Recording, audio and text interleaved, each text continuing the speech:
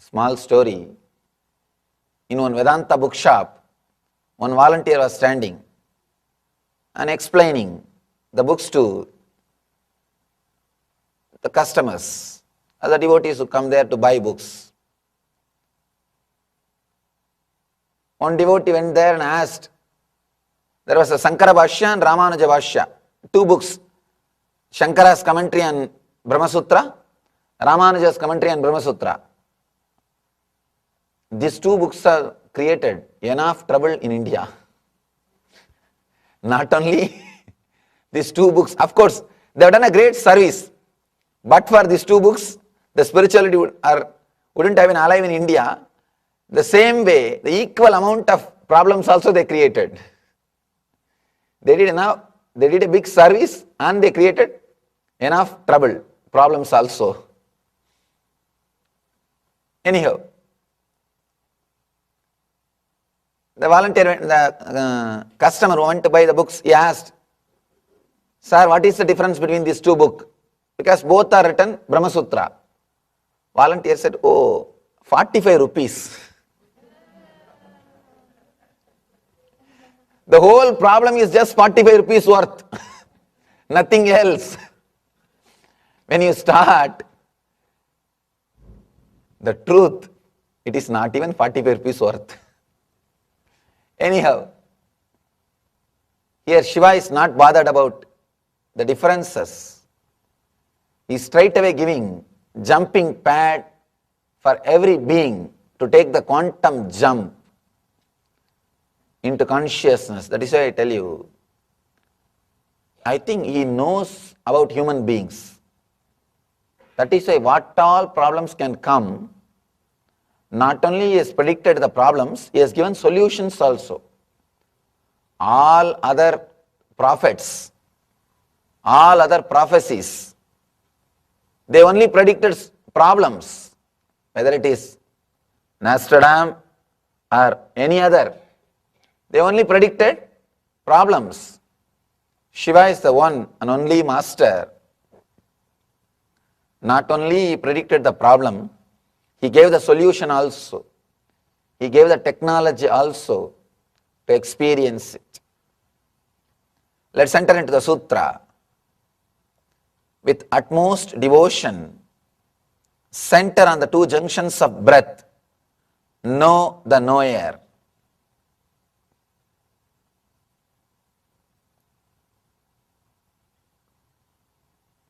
Shiva is the only master.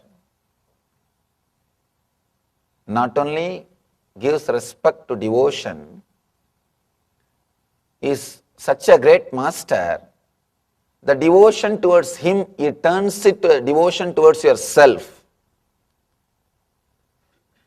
He is such a great energy. He straight away helps people to turn the devotion towards him, to turn as a devotion towards yourself.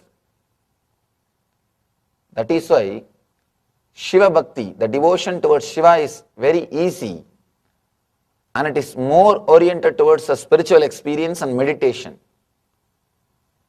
The more you start your journey towards Shiva, he will be again and again putting you back towards your energy. He will be turning you towards yourself. He will be again and again turning you. Look into yourself. Look into yourself. He uses his form only to create inspiration in you. The moment inspiration is created, he just puts the whole energy back into yourself. And Shiva is such a wonderful being. Throughout his teachings, he is completely accepting you as you are. He is turning the energy directly on yourself. That is why almost all Advaitins will be Shiva Bhaktas. All Dvaitins, the people who speak about duality, will be Vishnu Bhaktas. All Yogis, people who speak on the yoga, will be Devi Bhaktas. It's a big three major groups. All the yogis will be the bhaktas of Devi, all the Dvaitins will be the bhaktas of Vishnu, all the Vedantins, enlightenment-oriented people will be the devotees of Shiva. Because Shiva again and again teaches you, inspires you to enter into yourself. Throughout the Shiva Sutra, every step is inspiring you to enter into yourself. The bhakti towards the Shiva, the devotion towards Shiva, how it takes turn as devotion towards yourself and how it leads you to knowing the knower is this sutra. With utmost devotion, center on the two junctions of breath, know the knower. Now you need to do two things. First, you need to have a deep devotion. One important thing, the devotion, as far as the devotion concerned, whether it is towards God or Guru or towards yourself, it liberates. You don't have to bother to whom you are devoted. The very quality of devotion is enough to liberate you.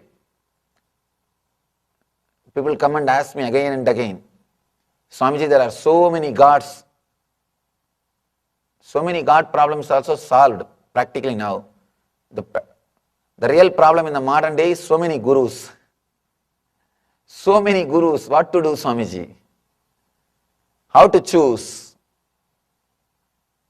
How to know whether somebody is enlightened or not? I tell them, never bother about that.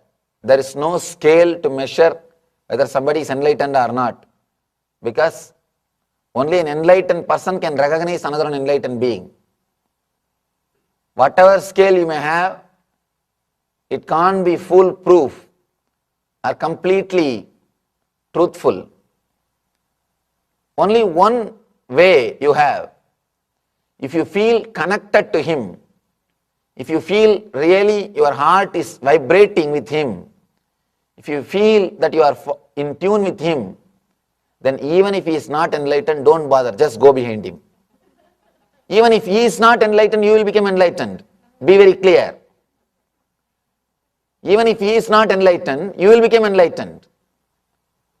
If your heart is not feeling comfortable, if your being is not in tune with Him, even if He is enlightened, He can't help you. Forget about Him. It is all about your heart. It is all about your being. If you feel connected to Him, don't bother, just jump, fall, just drop. Even if He is not enlightened, you will become enlightened. Because your very devotion, your very surrender has got quality to liberate you. That very devotion, please be very clear, the sutra does not say with Shiva Bhakti, no. With utmost devotion, with pure devotion. It doesn't say you should be devoted only to Shiva. It doesn't say you should be devoted only to Krishna. It doesn't say you should be only devoted to Rama. It doesn't bother you should be only devoted to Devi. No. He says with utmost devotion, and the next statement, next word, he is turning the whole devotion towards yourself. First, you need to have devotion. Next, turning the whole devotion towards yourself is beautifully taking us step by step into the enlightenment experience. With utmost devotion,